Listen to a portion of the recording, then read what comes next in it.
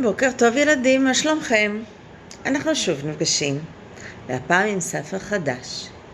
ספר שהוא מאוד חשוב, כי הנושא שלו הוא חברות. אז בואו נתחיל. פילים לא מתקבלים. כתבה ליזה מנטצ'ב.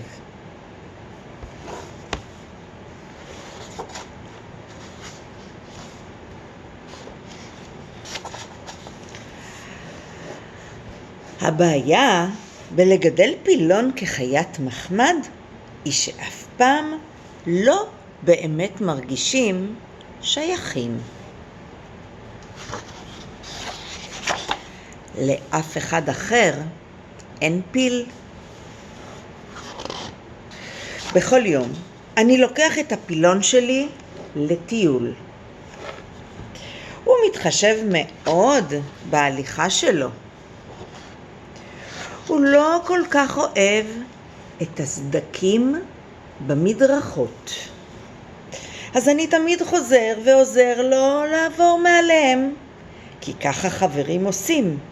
הם עוזרים זה לזה דווקא בסדקים. היום אני לוקח את הפילון שלי למועדון. יש שם מפגש של חיות מחמד וכולם מגיעים.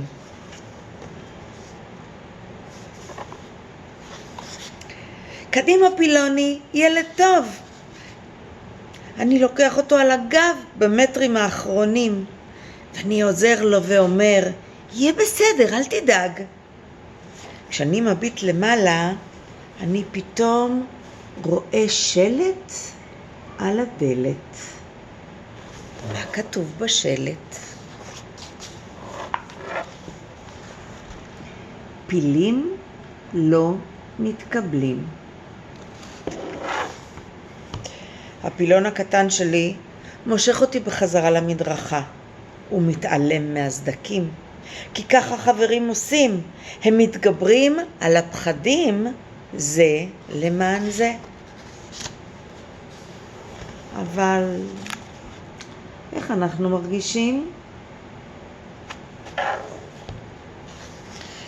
גם אתה ניסית להיכנס למפגש החיות במועדון? שואלת ילדה שיושבת על הספסל. כן, אני אומר לה, אבל הם לא רוצים שם פילים. לא היה כתוב בואש על השלט, אומרת הילדה, אבל גם איתנו הם לא רוצים לשחק. מה הם מבינים? אני אומר לה.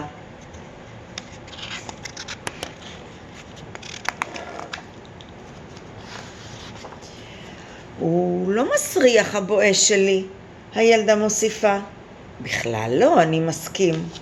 אולי נפתח מועדון חיות משלנו. קדימה, אני קורא ובודק שהפילון שלי צועד מאחוריי. כי ככה חברים עושים, הם לא משאירים אף אחד מאחור.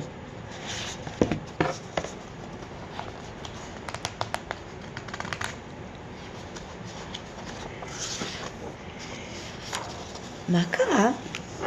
שימו לב, מי הגיע למפגש החדש? איזה חיות אתם רואים?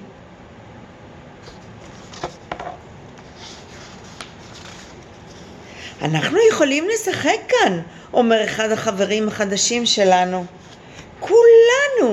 כולנו נוכל לשחק יחד. אז אנחנו מכינים שלט משלנו.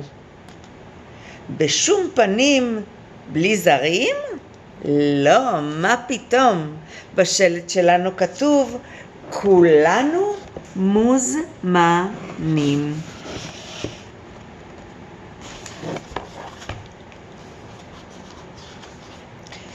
ואם תרצו לדעת איך להגיע אלינו, הפילון הקטן שלי יכוון אתכם, כי ככה חברים עושים.